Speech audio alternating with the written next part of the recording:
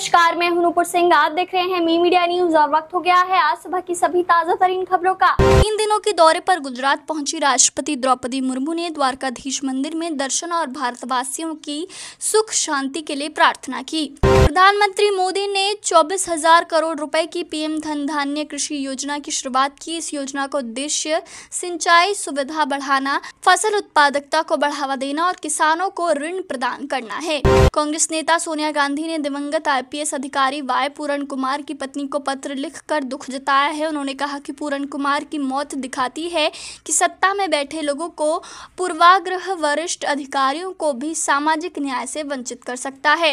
AIMIM प्रमुख असदुद्दीन ओवैसी ने जनसंख्या पर अमित शाह के बयान को झूठ बताया है। कहा कि पहली जनगणना से मुस्लिम आबादी में केवल 4.4% की वृद्धि हुई है। बता दें कि गृह मंत्री अमित शाह ने कहा था देश में घुसपैठ के कारण मुसलमानों की आबादी बढ़ी है। उत्तर प्रदेश के एक जिले में सहकारी समितियों के लिए 3 करोड़ रुपए की लागत से नए गोदाम बनाए जाएंगे। इन गोदामों के बनने से किसानों को अपनी उपज सुरक्षित रखने में मदद मिलेगी और उन्हें कम दामों पर फसलें बेचने की मजबूरी नहीं होगी। बिहार में एआईएमआईएम ने आगामी विधानसभा चुनावों में लगभग 100 सीटों पर चुनाव लड़ने का ऐलान किया है, जहां पार्टी का लक्ष्य बिहार में तीसरा विकल्प बनना है। रेल मंत्री अश्विनी वैष्णव ने दीपावली और छठ के दौरान नई दिल्ली रेलवे स्टेशन पर यात्रियों की भीड़ को संभालने के लिए कई इंतजामों का निरीक्षण किया। उन्होंने होल्डिंग एरिया का जायजा लिया और यात्रियों की सुविधा के लिए अतिरिक्त टिकट काउंटर खोलने और सुरक्षा व्यवस्था बढ़ाने के निर्देश दिए। पंजाब के मुख्यमंत्री भगवंत मान ने आईपीएस पूरण कुमार सिंह के घर जाकर शोक व्यक्त किया। हरियाणा के मुख्यमंत्री नायब सिंह सैनी ने कहा कि दोषियों को बख्शा नहीं जाएगा, चाहे वो कितने भी प्रभावशाली हों। कनाडा के विदेश मंत्री अनीता आनंद आज से 17 अक्टूबर तक भारत, सिंगापुर और चीन के राजनयिक दौरे पर रहेंगी। इस दौरान वो कनाडा की इंडो पैसिफिक रणनीति के तहत सहयोग को आगे बढ़ाने और द्विपक्षीय संबंधों को मजबूत करने को लेकर चर्चा करेंगी। यूपीपीएससी प्रारंभिक परीक्षा के कारण आज नमो भारत रैपिड ट्रेन की टाइमिंग में बदलाव किया गया है। ट्रेन अब सुबह 8 बजे की जगह सुबह 6 बजे न्यू अशोकनगर से मेरठ साउथ के लिए चलेगी और रात 10 बजे तक सेवा में रहेगी। इससे छात्रों को काफी राहत मिलेगी। बिहार विधानसभा चुनाव को लेकर आज होगी भाजपा चुनाव कमेटी की बैठक, जिसमें प्रधानमंत्री नरेंद्र मोदी, गृह मंत्री अमित शाह और भाजपा के राष्ट्रीय अध्यक्ष जेपी नड्डा भी मौजूद रहेंगे।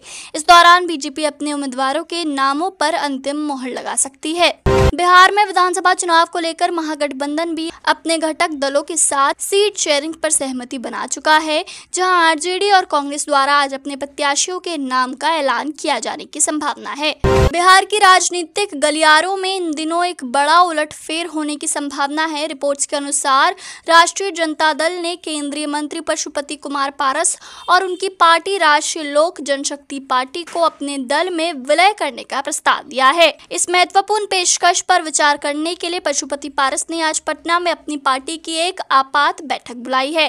भारत और अमेरिका के बीच शुल्क विवाद के बावजूद अमेरिकी कंपनियों का भारत में निवेश जारी है।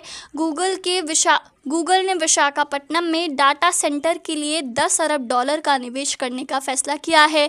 माइक्रोसॉफ्ट भी भारत में आर्टिफिशियल इंटेलिजेंस सेंटर स्थापित करने के लिए निवेश कर रही है। कश्मीर में एंटी टेरर ऑपरेशन के दौरान कोकरनाग में 2 जवान हुए शहीद। दोनों जवानों ने बर्फबारी और मुश्किल पहाड़ी रास्तों के बीच आतंकवाद का मुकाबला करते हुए सर्वोच्च बलिदान दिया। महाराष्ट्र में स्थानीय निकाय चुनावों के ऐलान की सुगबुगाहट के बीच बड़ी राजनीतिक हलचल सामने आई है। उद्धव ठाकरे गुट के नेता संजय राउत ने मुख्यमंत्री फडणवीस को पत्र लिखकर बड़ा दांव खेला है। राउत ने कहा है कि 14 अक्टूबर को राज्य के राजनीतिक दलों का सर्वदलीय प्रतिनिधिमंडल चुनाव आयोग से मिलेगा। राष्ट्रपति द्रौपदी मुर्मू ने गुजरात के द्वारकाधीश मंदिर में दर्शन किए और भगवान की पूजा अर्चना की। उन्होंने भारतवासियों की सुख शांति के लिए प्रार्थना की।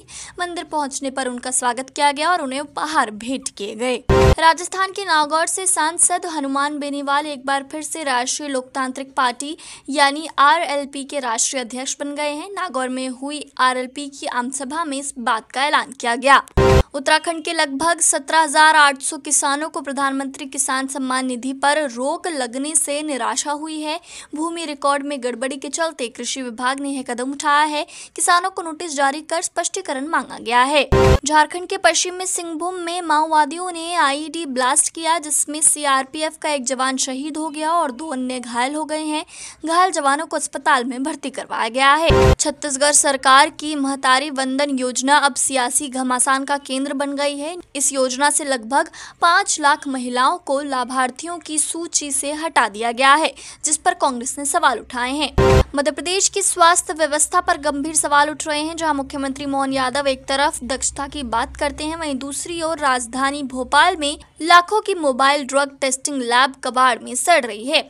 5500 से ज्यादा दवाइयों की सैंपल जांच के इंतजार में है और लैब में दर्जनों पद खाली पड़े हैं। हिमाचल प्रदेश के मुख्यमंत्री सुखविंदर सिंह सुक्खू ने पूर्व भाजपा सरकार पर भ्रष्टाचार का आरोप लगाया। उन्होंने कहा कि पिछली सरकार ने ठेकेदारों को लाभ पहुंचाने के लिए करोड़ों के भवन बनवाए, जिनमें छात्र नहीं है। प्रवीण कुमार की रिपोर्ट। महोबा के चरखारी नगर के रत्ना पैलेस में आयोजित एक विशेष समारोह में स्थानीय हस्तशिल्पियों के चेहरों पर खुशी झलक उठी जब उन्हें निःशुल्क उन्नत टूल किटें वितरित की गई।